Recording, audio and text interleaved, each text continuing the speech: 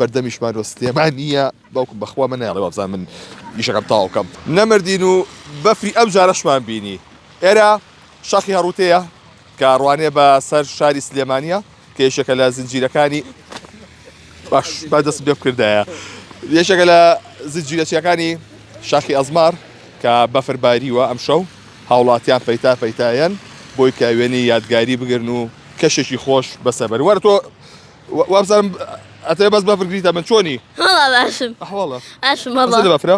هلا والله جۆکی چۆنە؟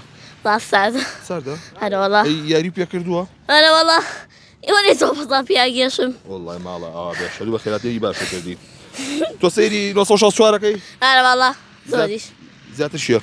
والله نصوص شخصوا تەواو هلا والله سێ چ شتێکەکەی؟ والله عماني كبلاوية كانوا حەزە لە چ شتێکێتی؟ زيادة بفر چی؟ زيادة بفر في دوكاتن ئای دەستخواش بێ سڵاوە لێ بێ جەوەکەی چۆنە؟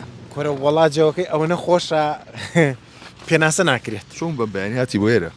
وەڵا بەڕاستی کە بینیم بەفرباری و لە ئەزمەر ئەمتە کوڕەکەشم یەکسەر هاوت بەخوا بەڕی منەوە بەفرێ خۆزای مناڵ هیوایەتینەوە بەفرە بەس بۆ ئێمەش خۆزای پاروشکە ساڵی بوو چاوەڕانێکی زۆر ئەوە ئێستا ئەمڕۆ دەی دوانزەیە بەڵێ بارانێکی وە نەباری بوو دڵخۆش کرد بە ڕاستە باران باری بەڵام ئەوە نەبوو پاروشکە ساڵی بوو ترسیا بووین ڕاستی خەڵک هەر چاوەڕانی کرد بارانێکی باش بارێ ئێستا ئەم بارانە باشە باری سوپاس بخۆی گەورە هەم ئەم بە فرشباریەوە هەر زۆر خۆشە بەڕاستی وەکو جەژنێکی لاتەوە بۆ من بەتەمان چی دێنێن بۆ نیۆڕۆ وەڵا ئیشەڵا خوا بیکات ساردە زوجة خاصة تازە وتی خۆی وتی دەستا خۆش بێ خۆشی تاوێ زۆر سوپاس زۆر سوپاس دەستەکانە خۆش بێ بەڵێ ئەوەی کەی بینن ئەمە دیبەنی بەفربارینی شاخی ئەزمەر و لە گۆیشە نەباریەوە بەز ئەزمەر باریەوە کە ئێرە هەڕووتەیە ئەمەش دیمەنی شار باژێڕە لە سەلووتکەی چیاکان سپی بووە دیمەنێکی جوانی هەیە خوارەوە سیتەکە لەولاشەوە ئەو شاخانەیە کە لە ناوچەی شار باژێڕە